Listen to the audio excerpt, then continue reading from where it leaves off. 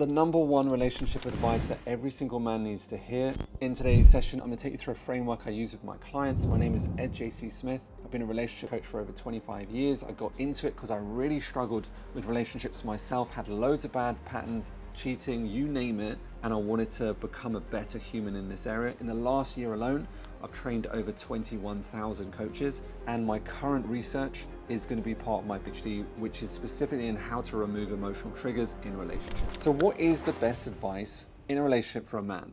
Being a man. Most men think their sole role is to provide and to do tasks, to be like the soldier, the leader, all of that business. And I'm not saying that doesn't have its place, but here's one of the quotes that I really love. Most people don't listen to understand, they listen to win, or they listen to reply versus understand. So men are often taught to fix and not feel. This creates distance, disconnection, and more conflict. Imagine you're trying to build a bridge with just half the materials, you're never going to get to the other side. So when men don't know this, they end up shutting down emotionally, misreading their partner's signals, invalidating their partner's experience, mistaking conflict for failure instead of an opportunity for connection. The number one strategy that I would tell all my male clients: practice listening without fixing. Ask, do you want me to listen, or do you want me to help solve this? When your partner is expressing they're frustrated, this is your game changer. You don't actually need to fix it right there.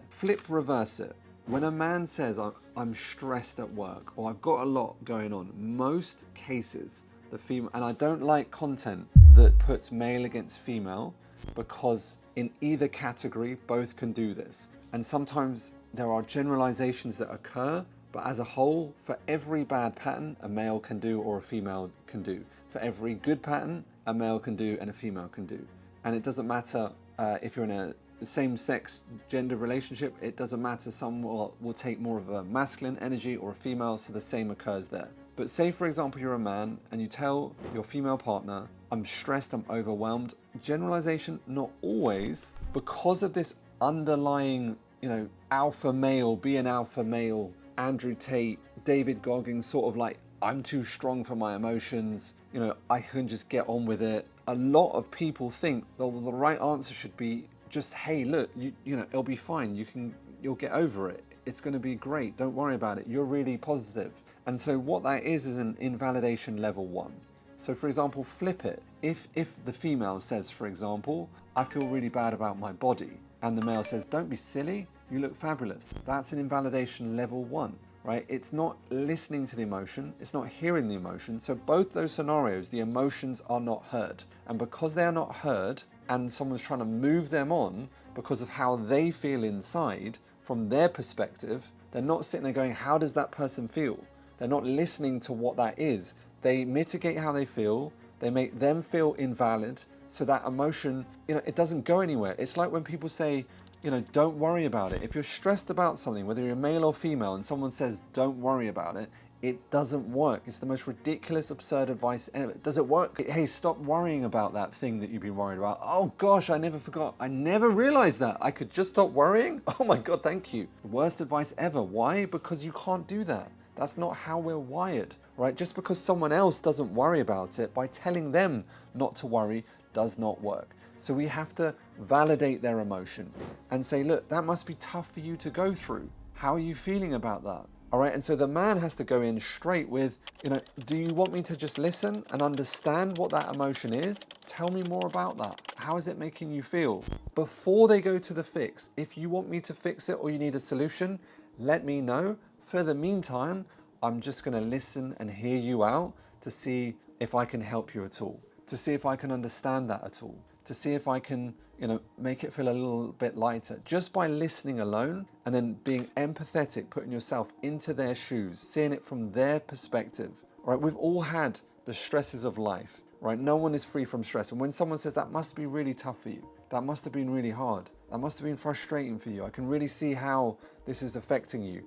What that means is that they feel heard, right? That their emotions are okay. I grew up very much not being able to express my emotions, and that my emotions were not something that my parents were not comfortable understanding. And so what happens is you learn to shut down as a child, and then when you meet when something happens later on in life, you can't express how you feel, and so you have all of this resentment built up, and then all of these frustrations, and that's where coping mechanisms come from. Coping mechanisms, or doing something in a certain way to avoid feeling a certain way. And the best way to get those feelings out is to actually physically express how you feel so that you can move through the emotion. You don't need to lock it away or hide it away or put it in a room where no one can experience it. You just need to work through it, let go of it, and you're going to be better for it. Here's my 3 Ps framework so that you can bring a little bit more structure into this. The first P is presence. How can you fully be there for that person? Put your phone away, right? Don't half-assed, tell me about your day